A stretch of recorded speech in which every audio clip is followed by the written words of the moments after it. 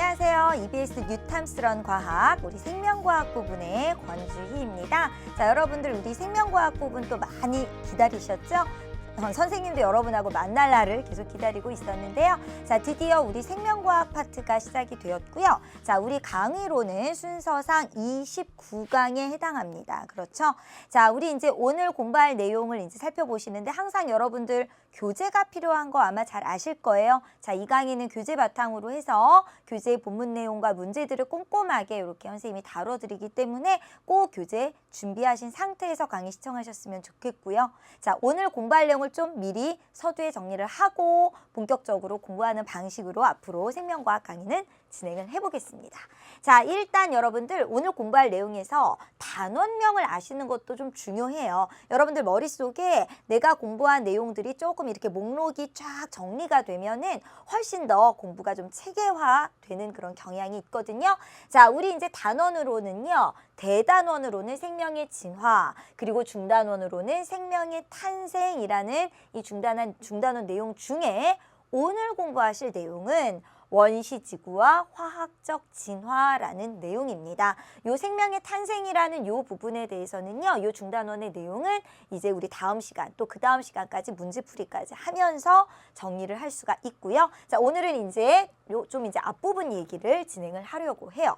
자, 여러분들 교재는 어디를 펼치셔야 되냐면요.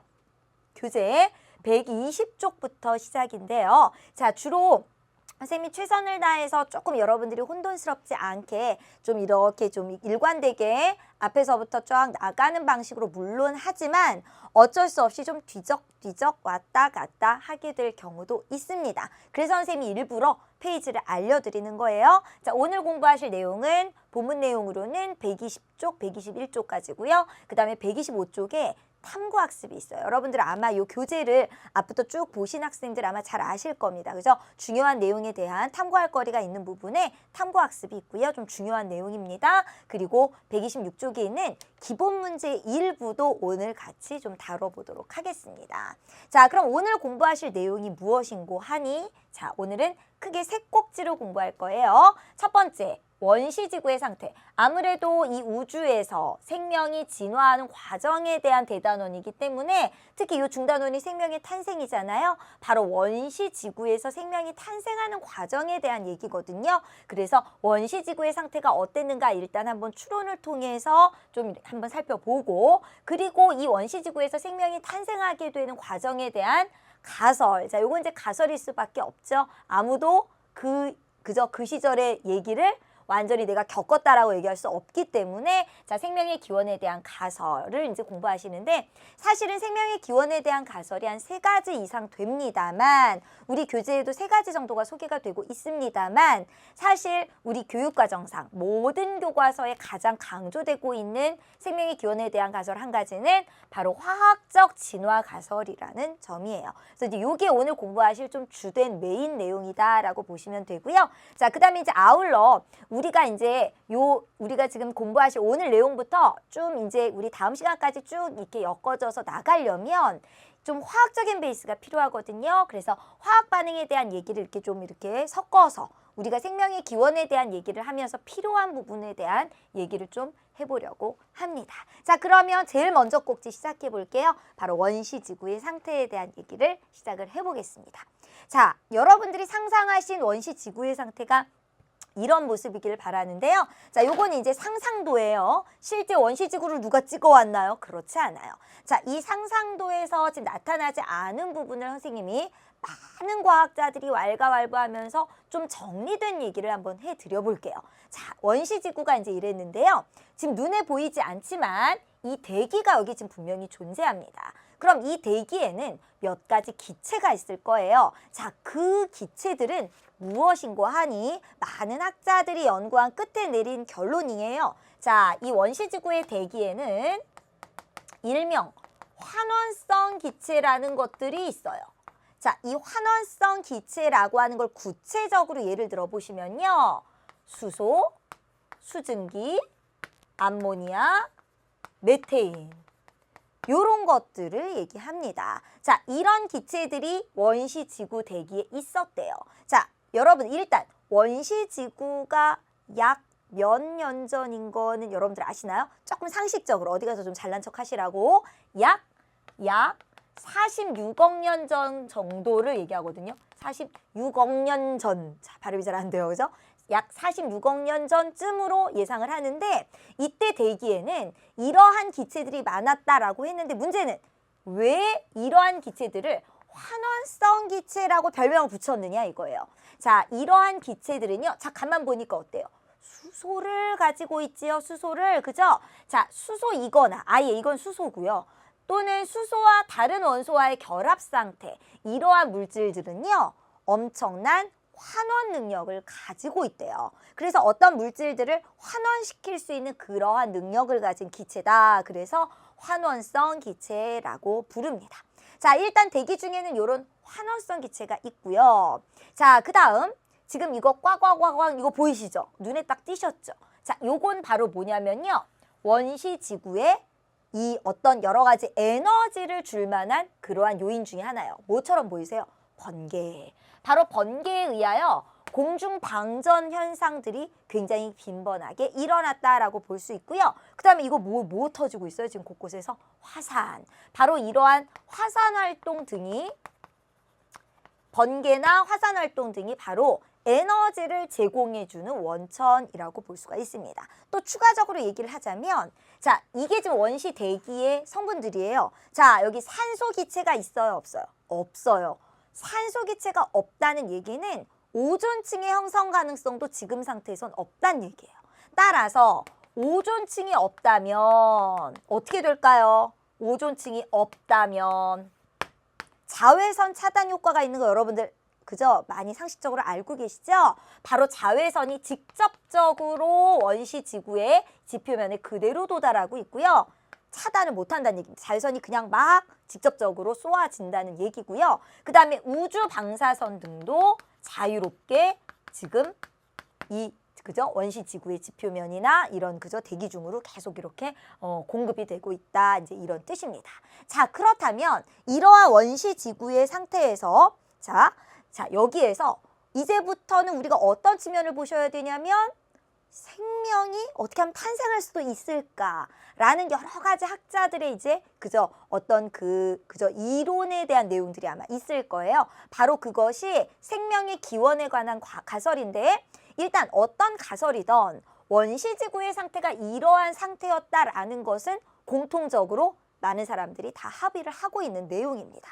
자, 그렇다면 우리 생명의 기원에 대한 가설로는 어떤 것들이 있는가 그거를 순서대로 보시는데 아까 말씀드린 것처럼 3가지 설 정도가 우리 교재나 교과서에 많이 소개가 되어 있고 그중에 가장 중요한 게 바로 화학적 진화 가설이라는 겁니다.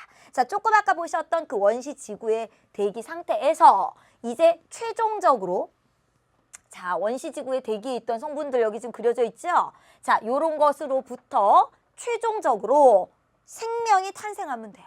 생명의 가장 기본적인 부분이 바로 세포죠. 바로 원시 세포까지만 형성이 되는 과정을 설명해 준다면 이 이후에 그저 여러 가지 다양한 생물들이 나오는 것은 얼마든지 또 다른 증거들로 설명이 될 것입니다. 지금 중요한 건 원시 지구에는 생명이 없었는데 생물체가 없었는데 어떤 기본적인 세포 구조를 가진 것이 어떻게든 탄생이 되어야 되고 이 과정을 어느 정도의 논리를 갖춰서 설명한 이론이 바로 뭐다? 화학적 진화 가설이다 이겁니다. 자, 화학적 진화라고 하는 말 속에는 어떤 의미가 들어있느냐? 화학적? 우리 화학이 뭐에 대한 과학이죠? 여러분들 화학도 배우시잖아요. 화학은 물질의 과학이에요. 바로 화학적 진화라는 것은 물질이 어떤 화학적인 반응을 통해서 점점 더 복잡한 분자들로 되어가면서 결국에는 무지하게 신비롭고 복잡한 어떤 세포 수준까지 결국에는 이렇게 합성되는 그러한 과정으로 진행이 되었다. 이런 뜻이고요. 그 구체적인 단계를 조금 말로만 확인해 본다면 기본적으로 제일 최초에는 이러한 원시대기의 환원성 기체들이 있었어요. 이게 일단 재료예요.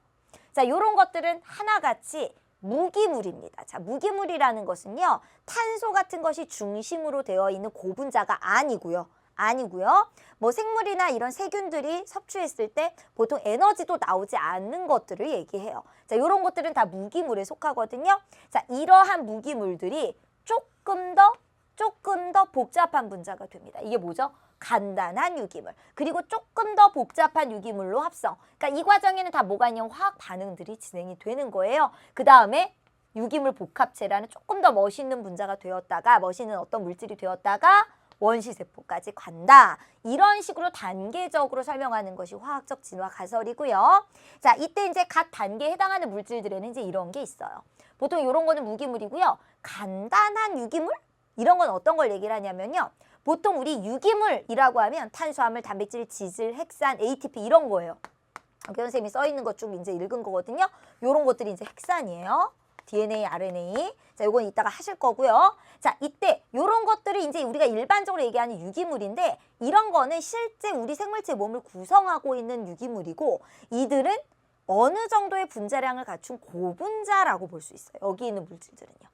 그러면 간단한 유기물은 뭐냐? 대체로 이러한 복잡한 유기물 속에 들어있는 단위체들이 보통 간단한 유기물이 됩니다. 그런 게 뭐냐? 아미노산. 아미노산 단백질의 기본 단위거든요. 그 다음에 리보스는 이제 당이에요. 이 리보스는 ATP에도 들어있는 성분이고요. 우리 DNA나 RNA에 들어있기도 합니다. 자, 그 다음에 그죠? DNA는 아니고 이제 그죠?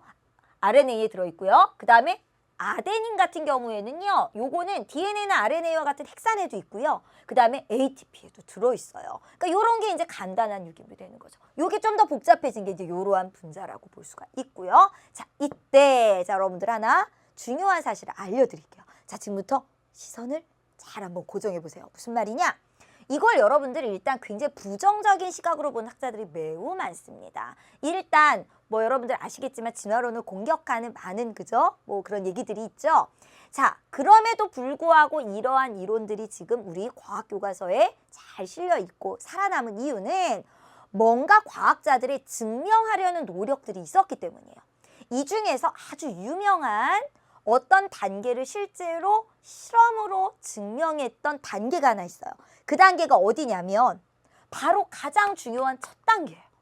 사실 첫 단계가 제일 중요한 거 아니겠어요? 이게 만약에 실제 원시지구의 대기 상태와 비슷한 어떤 조건에서 성공한다면 그걸 만약에 증명해 보인다면 정말 이 다음도 가능할 것이라는 어떤 그죠? 그런 어떤 믿음이 가능해지죠. 따라서 이제 이 부분을 증명하는 게 굉장히 중요했는데 바로 이 부분을 증명한 아주 유명한 밀러와 유리라는 사람의 실험이 있고요. 그것이 바로 여러분들 아주 중요한 탐구 내용으로 여러분들 125쪽 탐구학습의 내용이 들어 있습니다. 자, 그럼 이제 이 내용 한번 같이 살펴볼게요. 자, 일단 요게 밀러의 실험 장치예요. 자, 밀러 실험 장치인데요. 자, 이 밀러의 실험 장치는 전체적으로 봤을 때 무엇을 나타내느냐? 이것은 일종의 시뮬레이션 실험이다라고 보시면 됩니다. 어차피 원시 지구로 돌아갈 수 있는 사람은 아무도 없어요. 그죠? 타임머신 타고 갈 수 없잖아요. 지금 현재로는. 따라서 이 전체 실험 장치는 시뮬레이션 실험이므로 일단 원시 지구 상태를 보여준다고 보시면 돼요.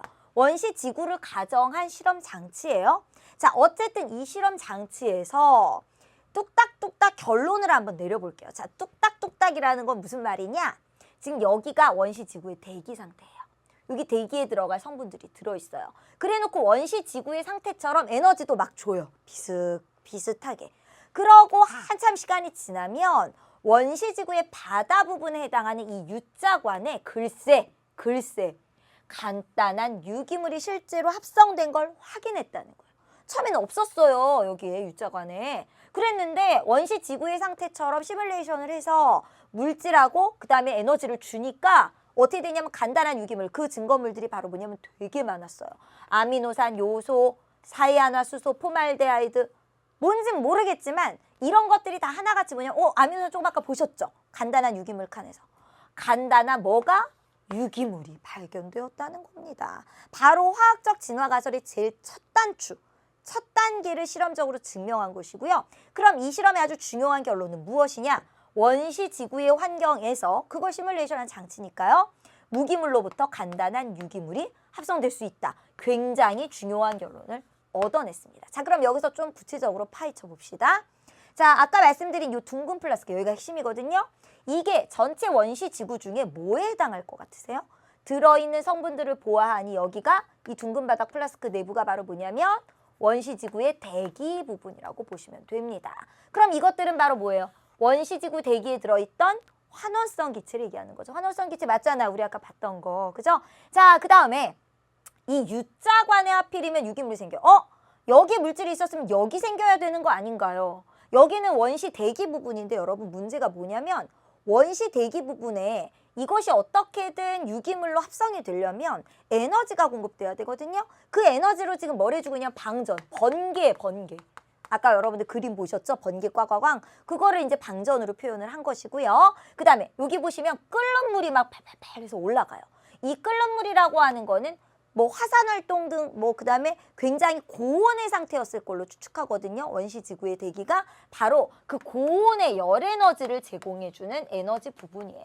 이 두 가지가 바로 원시 지구의 이 물질들을 조금 더 고분자로 만들 만한 어떤 에너지원이다라고 볼 수가 있고요. 자, 그렇다면 막 펄펄 끓는 그러한 상황, 그다음에 막 그저 번개치고요. 방사선 막 내비쬐고요. 자외선이 오고요. 따라서 원시 지구는요. 만일 유기물이 생기건 생명체가 생기건 대기나 지표면에 생기기는 매우 어려웠을 것으로 가정을 했어요. 실제로 학자들이 만일 원시 지구에서 최초의 어떤 유기물이나 생명체가 발생을 했다면 그 위치는 어디가 적합하다? 원시 지구의 바다가 유리하다 이겁니다. 왜냐? 자, 바다는 직접적으로 자외선이 이렇게 내리쪼이는 부분은 아니잖아요. 그죠? 그래도 물이 이렇게 그죠? 약간 어느 정도의 그저 방패를 해주니까. 그 다음 여기 보시면 이 물이 또 여기 냉각수로 이렇게 내려와요. 이건 뭐냐면 원시 지구에 비는 안 내렸을까요? 바로 그런 거예요. 이게 바로 원시 지구에 내린 비라고 보시면 되고요. 이 U자관의 내용물이 바로 뭐라고 상상하시면 되냐면 원시 지구의 바다라고 보시면 됩니다. 실제로 이 부분에 많은 학자들이 뭐가 생겨도 생겼을 것이다라고 예상을 했는데 정말 이 바다로 예측했던 이 U자관 속에서 뭐가 발견되었다? 이런 간단한 유기물이 발견되었다라는 사실입니다. 자, 여러분들 이렇게 좀 디테일한 요런 어떤 요런 그 대응 과정들, 이게 시뮬레이션 실험이기 때문에 원시 지구에서의 어떤 부분을 의미하는가 여러분들 조금 설명할 수 있어야 되고요. 아울러 여기 확인 문제 한번 간단하게 보시면 시간이 경과할수록 둥근 바닥 플라스크에 넣어준 암모니아의 농도가 감소하는, 여기 지금 암모니아의 농도가 감소한다는 얘기가 어디 써 있냐면요. 탐구 결과에 써 있죠. 둥근 바닥 플라스크 속에 암모니아 농도. 그럼 암모니아는 원래 뭐였냐면 이 안에 원래 있었던 거죠. 이게 암모니아거든요. 근데 이게 줄어들면서 생겼다는 거예요. 뿅 생긴 게 아니고 요게 줄면서 이런 게 생겼어요. 자, 이건 무슨 의미일까요? 바로 암모니아로부터 이러한 유기물이 합성돼서 만들어졌다는 거죠. 이쪽이 이쪽으로 바뀐 거예요. 그러니까 이게 이렇게 줄어들고 이쪽은 생겨나는 거죠. 이해가시죠?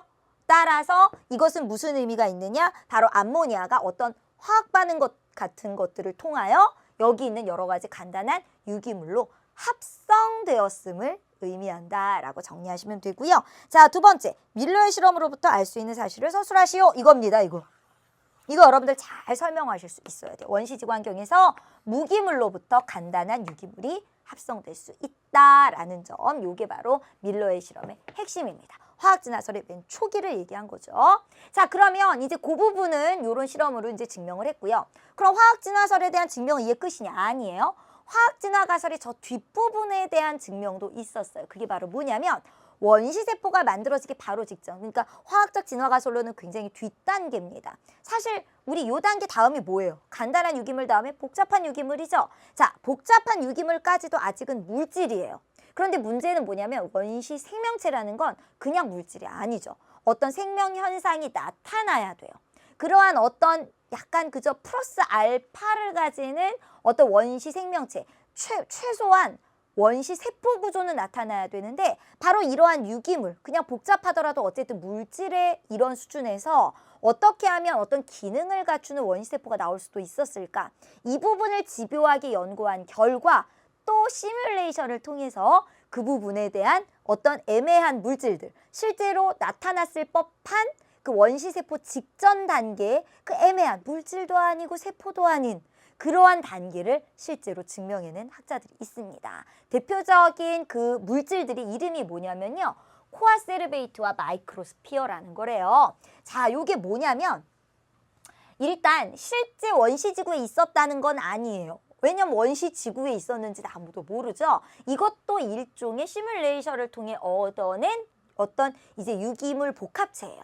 자, 그러면 이거는 뭐냐? 이거는 일단 여기 나온 그림은 코아세르베이트를 주로 얘기를 하는데요. 이게 이제 서로 학자가 서로 다르지만 굉장히 유사한 물질이에요. 요거는 이제 오파린이라는 사람이 이제 만들어낸 것이고요. 마이크로스피어는 폭스라고 하는 사람이 만들어낸 겁니다. 자, 두 명 다, 그러니까 이 두 가지 물질 다 오파린과 폭스 모두 우리가 아까 얘기한 그 화학 진화 가설을 그대로 따라간 상태에서 그 복잡한 유기물들을 가지고 아까 그 유기물들이 주로 어디에 생겼다 그랬죠? 원시 바다. 그 물의 환경에서 이리저리 한번 뭐 이렇게 에너지도 좀 가해보고 해본 거예요. 그랬더니 뭔가 약간 세포구조 생명체와 비스무리한 그런 복합체가 만들어졌대요. 자, 그게 바로 이제 코아세르베이트라는 게 여기 지금 대표로 나와 있는데요. 이 코아세르베이트의 정체는 뭐냐면요.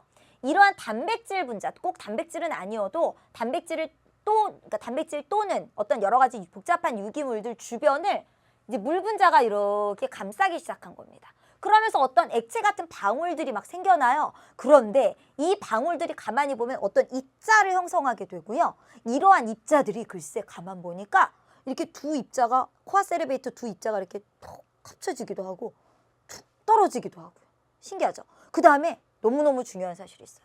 외부에서 막 물질이 들어가기도 하고 출입이 돼요. 물질 출입. 물질 출입이 된다는 것은 생명체로서 물질 대사를 할 수 있는 어떤 가능성을 얘기해줍니다. 이게 실제로 우리 생명현상을 나타낸다라는 얘기는 아니고요. 그것의 어떤 전조 증상들이 나타난다는 거예요. 자, 이거 말고 이제 마이크로스피어라는 것도 있는데요. 자, 우리 코아세르베이트와 마이크로스피어 이런 모식도 말고 실제 우리 사진으로 한번 구경해 볼게요. 자, 요게 이제 사진 찍은 거예요. 이게 코아세르베이트, 이게 마이크로스피어인데 뭔가 이렇게 둥글둥글 덩어리들이죠. 둘 다 물속에 생긴 유기물 복합체인데요. 이건 좀 아까 말씀을 드렸고 폭스의 마이크로스피어 같은 경우는 뭐냐면요. 이렇게 무작위로 아미노산들을 막 연결해서 어떤 원시 단백질 같은 거를 만들어요. 그런 다음에 이거를요. 물에 녹여요. 물에 녹인 다음에 서서히 식혀요. 그때 이제 녹일 땐 약간의 이제 고온 상태에서 녹였겠죠.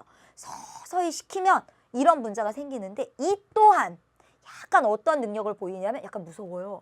세포 분열처럼 막 이렇게 둘로 쪼개져서 하나의 마이크로스피어가 막 두 개가 되기도 하고요. 이것도 선택적으로 막 물질이 왔다 갔다 출입도 하고요.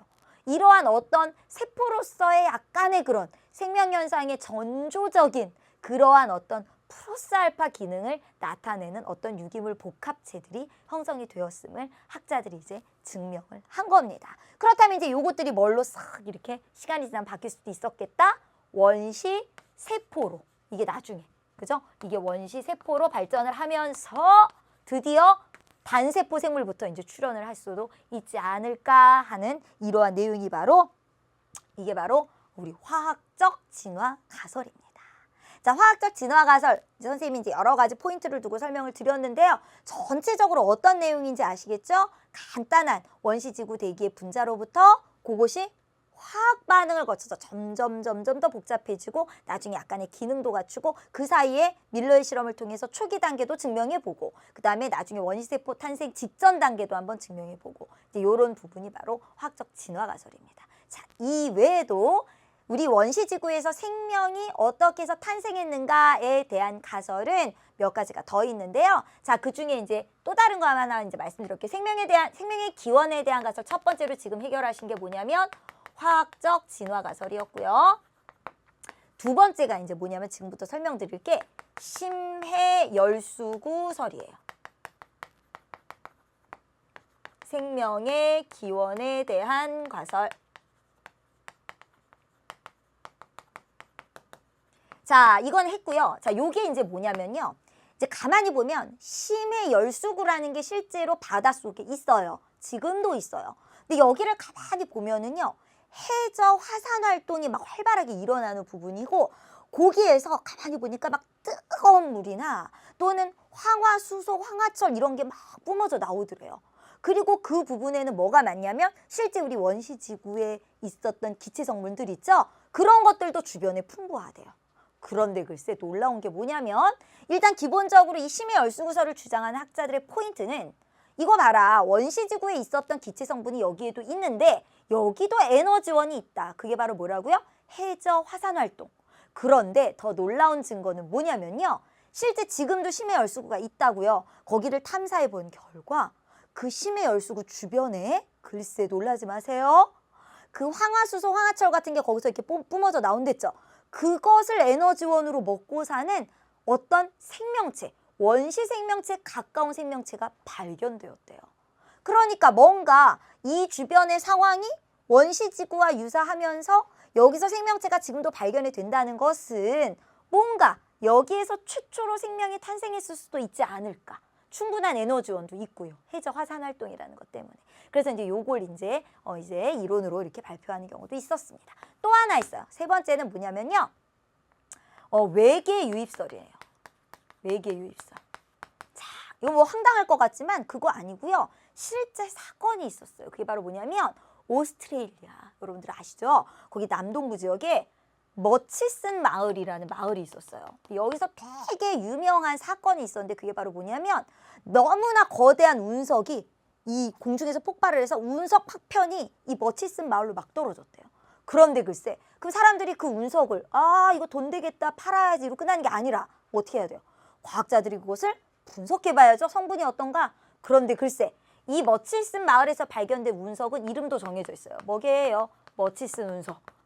이 머치슨 운석을 분석해봤더니 글쎄 여기에서 유기물이 발견됐어요. 충분히 생명체의 구성 물질이 될 수 있는 유기물이 발견된 거예요.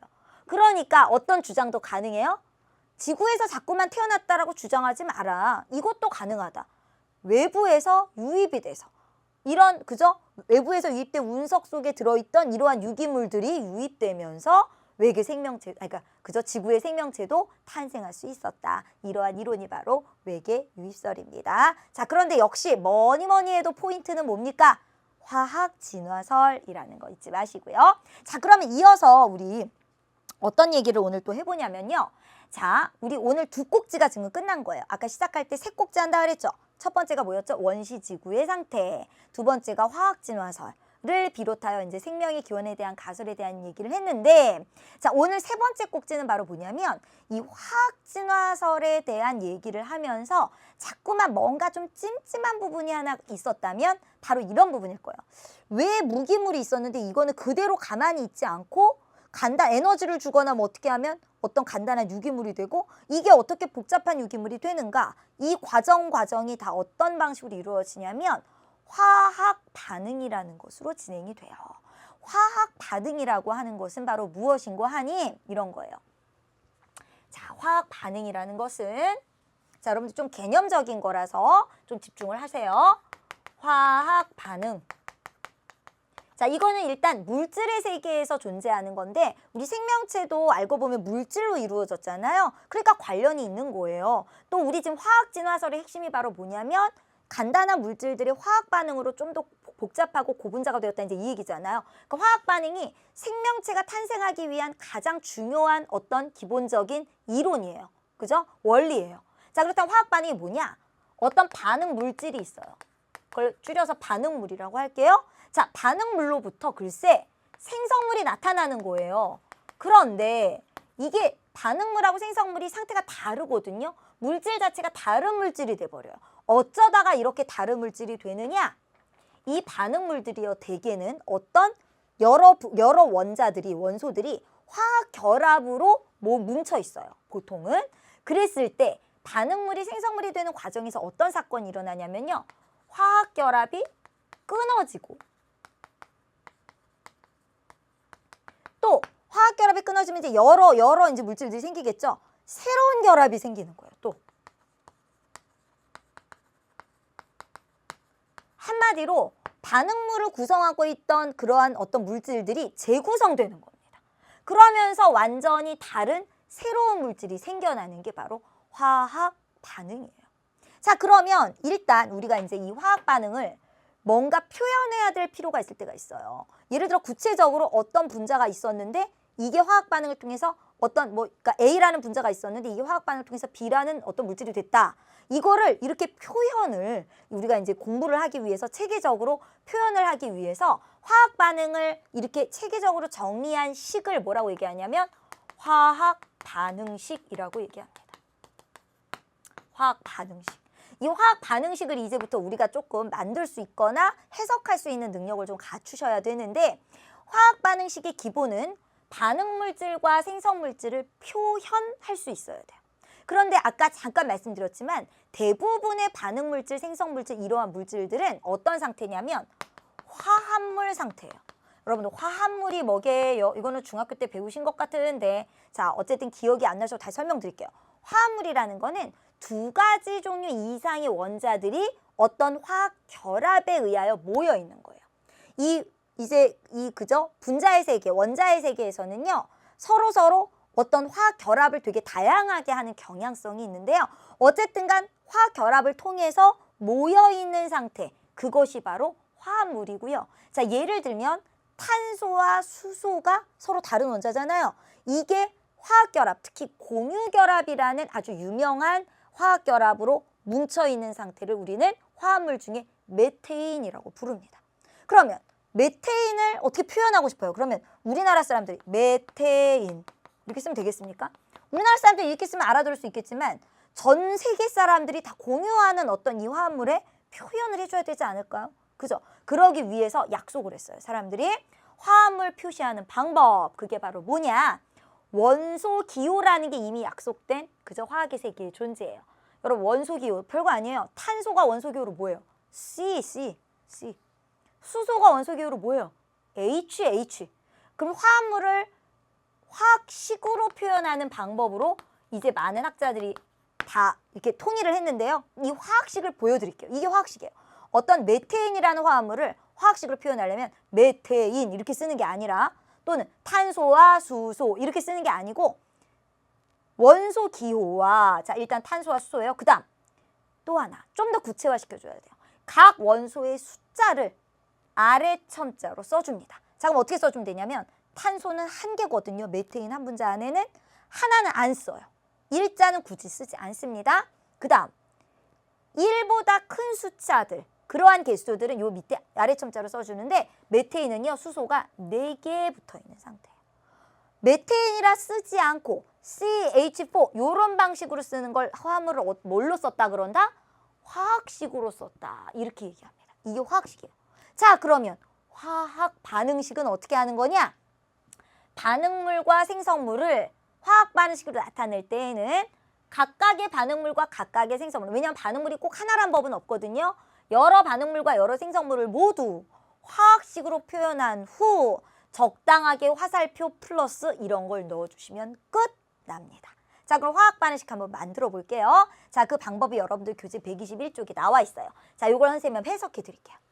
일단 만일 화학 반응식으로 쓰지 않는다면 또 화학식으로 표현하지 않는다면 한국말로 그냥 이렇게 쓰시면 돼요. 메테인 플러스 산소 화살표 이산화탄소 플러스 물. 자 이런 화학 반응식을 표현하고 싶어요. 그럼 이제 분자 모형을 한번 생각해 봅시다. 이렇게 생겼대요. 메테인은 탄소 하나에 수소 4개. 그죠? 산소는 O2인데 요게 이제 2개. 그죠? 그 다음에 이산화탄소는 C 하나, 탄소 하나에 산소 2개. 왜 물은 여러분들 잘 아시죠? H2O. 여기 산소 하나에 수소 둘. 여기 이제 두 분자가 만들어지나 봐요. 자, 이걸 어떻게 표현하느냐? 자, 단계별로 돼 있어요. 여러분들이 화학 반응식 만드실 수 있어야 되기 때문에 일단 반응물과 생성물을 각각 이렇게 쓰지 말고 이게 말로도 쓰지 말고 아까 연습한 화학식으로 나타내 봅니다. 자, 여기는 반응물이 메테인과 산소예요. 그럼 메테인은 어떻게 쓰자고요? CH4. 아까 연습했죠? 그 다음 산소는요, O2. 일단 써요. 이 개수는 무시하고 일단 화학식부터 일단 정리해요. 생성물로 이산화탄소 물이면 CO2, H2 이렇게 쓰는 거죠. 그런 다음 이거를 일단 멋있게 일단 안 쳐요. 어떻게 안 치냐? 화살표 플러스 이런 식으로. 자, 반응물은 어떻게? 왼쪽에. 생성물은 오른쪽에.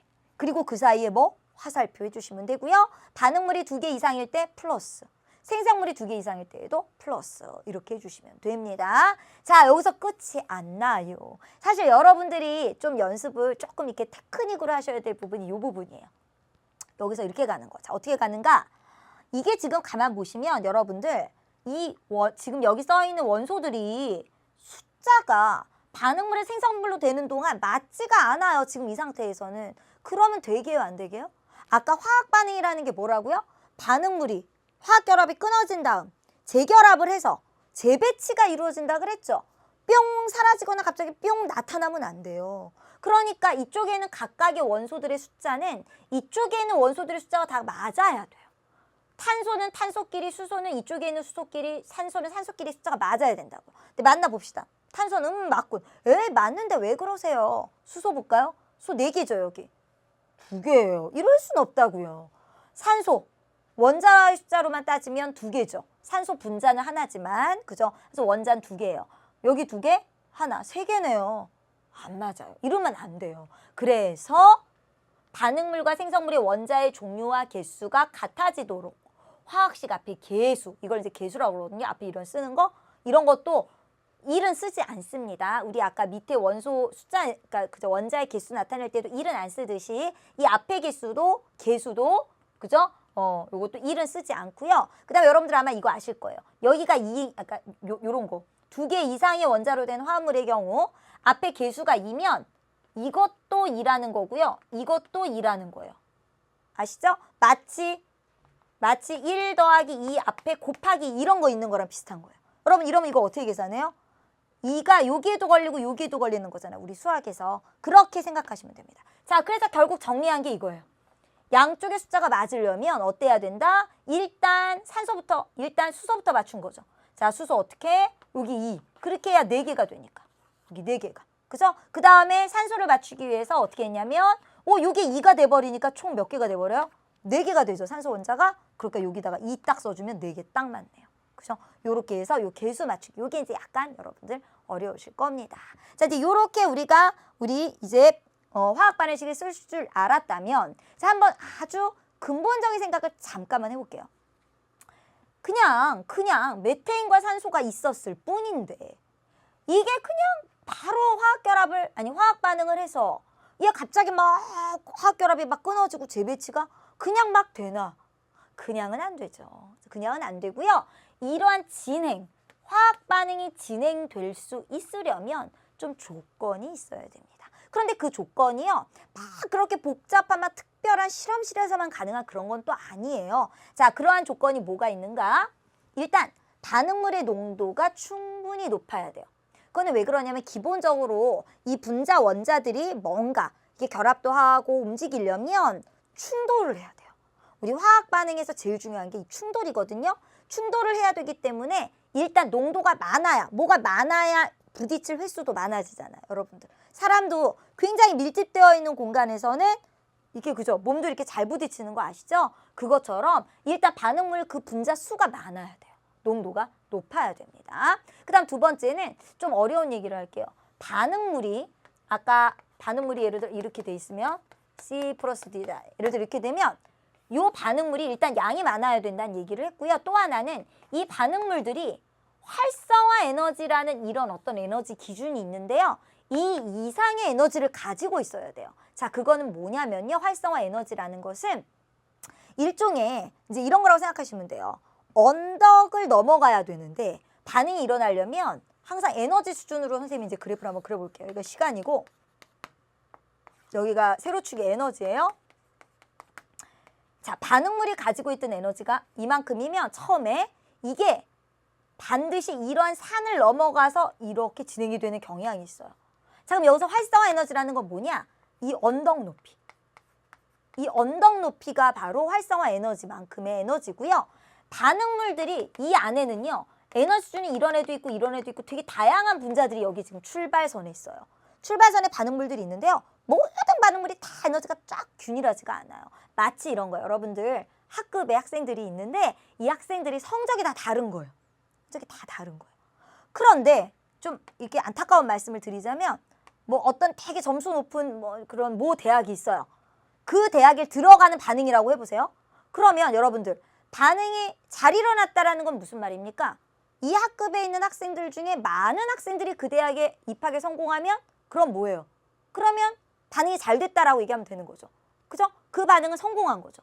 그러려면 어때야 되냐면 일단 그 대학에서는 요구하는 어떤 이 학생의 점수의 커트라인 수준이 있어요.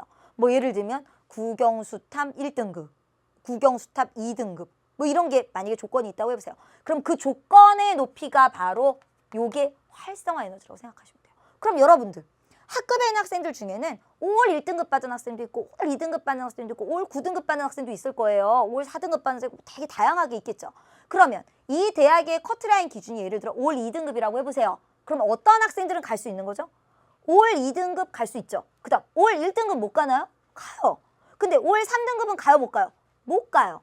바로 여기 있는 반응물들 중에서 이 언덕의 높이 또는 이거보다 조금이라도 높은 수준의 에너지를 가진 애들만이 반응에 참여한다는 겁니다.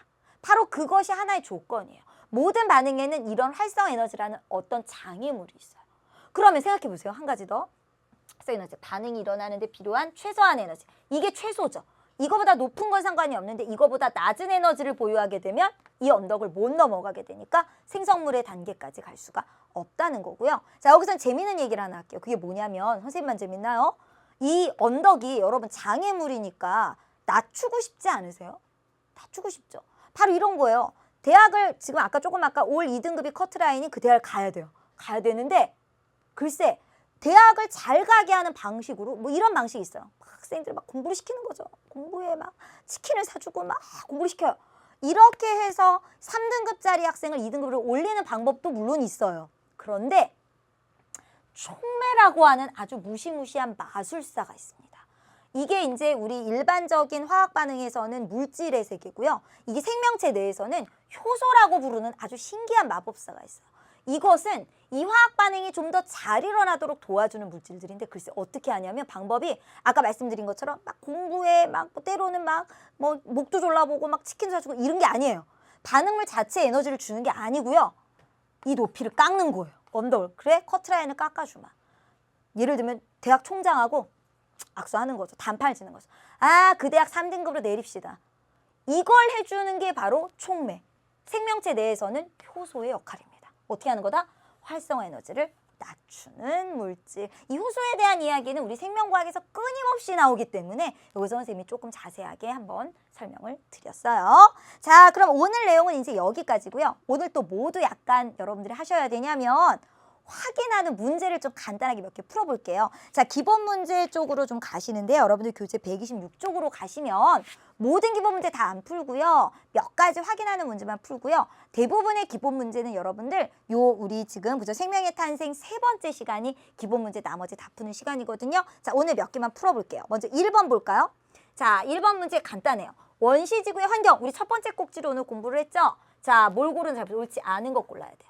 활발한 화산 활동 맞아요? 있었다 그랬죠? 수증기와 열이 그거로부터 방출되었죠. 맞아요. 번개 있었다 그랬죠. 아까 우리 그림으로도 확인했었죠? 번개에 의한 대기 중에 방전현상 빈번하게. 그래서 이게 에너지원이 되었다. 맞아요. 메테인, 암모니아, 수소, 수증기 이게 다 뭐예요? 원시대기의 환원성 기체, 원시대기의 구성성분. 맞아요. 대기 중의 수증기는 비가 되어서 내렸고 우리 요건 이제 밀러의 실험에서 좀 더 구체화시켜서 얘기를 했어요. 빗물이 낮은 곳으로 모여서 원시바다 형성하였다. 맞습니다. 5번 대기에는 오존층이 있었다 없었다. 산소가 없었기 때문에 오존층도 없어서 자외선이 그냥 막 유입되었다 그랬어요. 틀렸죠. 5번이 정답입니다. 자, 2번도 한번 가볼게요. 자, 주관식이에요. 원시 생명체가 탄생하는 과정에 대한 설명이래요. 빈칸에 알맞은 말 써볼까요? 원시지구 환경에서 무기물이 간단한 유기물로 되었고 이 유기물이 무기물이 간단한 유기물. 요게 복잡한 유기물. 요게 유기물 복합체. 이거 우리 오늘 공부하신 코아세르베이트 뭐 이런 거죠. 근데 이게 원시 생명체. 이렇게 생명이 탄생했다고 설명하는 걸 뭐라고 한다? 화학적 진화 또는 화학 진화 이렇게 얘기하시면 됩니다. 화학적 진화. 이게 오늘의 포인트, 가장 메인 내용이었습니다. 3번도 한번 가보겠습니다. 자, 화학 진화가 이제 우리 생명체 기원에 대한 가설 중엔 핵심이지만 이거 말고 또 이런 것도 있다 그랬죠. 심해 열수구설. 자, 그거에 대한 내용인데 뭐냐면 옳지 않은 것 골라야 돼요. 자, 우리 심해 열수구의 해저 화산 활동으로 있었다 그랬죠. 뜨거운 물, 황화수소, 황화철 이런 거 분출됐다 그랬죠. 맞아요. 틀린 거 골라야 돼요. 열수구 주위에는 짙은 농도의 수소가스, 암모니아, 메테인 등의 실제 원시 지구에 있었던 그런 기체들이 풍부하게 존재한다. 맞고요. 심해 열수구에서 분출되는 성분에는 아미노산, 포도당과 유기물. 왠지 그럴듯해요. 여러분 잘 보셔야 돼요. 우리 아까 심해 열수구에서 이런 게 분출된다 그랬어요? 유기물 얘기 선생님 한마디도 안 했어요. 황화철, 황화수소, 수증기, 뜨거운 수증기 이런 거 나온다 그랬죠. 그래서 생명체가 합성될 수 있었을 것이다 이렇게 얘기를 한 거죠. 유기물이 많다는 얘기는 전혀 실제 사실이 아닙니다. 자, 끝까지 가볼게요. 4번, 5번 만나봅시다. 열수구는 높은 온도가 유지되고 있어요. 왜냐하면 해저 화산 활동이 일어나기 때문에 그러므로 이것이 뭐가 된다? 유기물이 이렇게 좀 합성될 수 있는 에너지원이 될 수 있다. 맞고요. 열수구 주변에 아까 얘기한 거죠. 황화수소, 황화철을 이용해서 실제 살아가는 원시적 경태 생명체가 발견되었다. 굉장히 유력한 증명 내용이죠. 맞습니다. 그럼 틀린 것은요. 3번 골라주세요. 자, 오늘의 마지막 문제입니다. 9번 가겠습니다. 자, 오늘 뭐 또 끝에 공부했어요? 화학 반응식 만들기 공부했었죠? 자, 화학 반응식을 옳게 나타낸 것 한번 골라보래요. 여러분 초점은 뭐냐면요. 반응물과 생성물의 개수, 그러니까 각각의 원자수가 맞는지, 그래서 개수가 적절하게 써여 있는지 그걸 확인하시면 돼요. 산소 원자가 2개예요. 하나네요. 틀렸어요. 그죠? 이거 맞추려면 어떻게 하면 되게요? 산소를 일단 맞추기 위해 2를 씁니다. 그랬더니 또 끝이 아니죠. 여기가 2가 됐으면 여기도 2가 돼야 맞겠네요. 그래야 넷 맞죠? 자, 그 다음에 2번 볼게요. 질소 2개, 질소 2개. 오, 맞아요. 수소 이거 몇 개죠? 2개씩 곱하기 3. 이건 곱하기 개념이랬어요. 6개. 수소 6개. 여기 3. 이것도 또 곱하기 개념이에요. 곱하기 2. 6개. 오, 맞아요. 이건 맞고요. 여러분들 이 반응식 잘 알아두세요. 이거 나중에 다시 한번 나와요. 여러분들 식량자원 부분 단원 나중에 대단원, 5단원 선생님이 또 공부할 거거든요. 그때 선생님이 기억하나 보겠어요. 요거는 쓱쓱쓱 여러분들 힘으로 쓰실 수 있어야 돼요. 질소와 수소가 결합하여 암모니아가 되었더라. 요거 알아두시고요. 자, 이제 3번 보겠습니다. 자, 이거 뭐가 어디가 이상한가요? 뭐 맞는 것 같은데 뭐가 이상하냐? 여기 to 딱 쓰면 끝나요. 여기 빠졌어요. 요거 아래 첨자. 그죠? 자, 여기 빠졌고요. 자, 그 다음에 4번은 보실까요? 이거 어떻게 하면 딱 맞출 수 있을까요? CO2는 맞고요. 자, 어디가 이상하냐면 EC에 요거 딱 O2 하면 맞죠? EO2, EC. EC, EO2 딱 맞았어요. 그죠? 이거 어쨌든 틀린 거예요, 지금. 뭔가 고쳤으니까. 자, 그 다음에 5번은 틀린 점이 뭐냐? 여기가 EO2죠. 자, EO2인데, 자, EO2면 여기가 5 이렇게밖에 없네요. 자, 그럼 어떻게 하면 맞을까요? 지금 수소 개수가 안 맞거든요. 여기가 4개인데 여기가 2개예요. 여기 2 딱 써주면 다 끝나요. 그죠? 2 딱 써주면 수소도 맞고, 산소도, 지금 산소, 그죠? 산소 안 맞네요. 산소 어떻게 해야 되죠? 4개인데 여기 2개, 하나, 3개네요. 헉, 이거 어떻게 고치죠? 플러스 5 할 수 없고요. O2 이렇게 해버리면 됩니다. 그죠? 자, 이렇게 하면 됩니다. 그러니까 이것도 어쨌든 틀린 거죠. 지금, 그죠? 현 상태로는 정답은 2번 골라주시고요. 여러분들, 선생님이 지금 고친 거 말고는 여러분들이 다시 한번 여기 지금 문제 화학 반응식을 한번 잘 고쳐보셨으면 좋겠습니다. 자, 이제 오늘은 여기까지고요. 이제 우리 다음 시간에는요. 우리 요 중단원 내용에서 또 다른 얘기들을 해보려고 해요. 자, 우리 생명의 탄생 부분 2번째 시간으로 함께 할 테니까요. 여러분들이 하셔야 될 일은 예습 아니고요. 복습 철저하게 하시고 오시기 바라겠습니다. 여러분들 다음 시간까지 안녕히 계세요.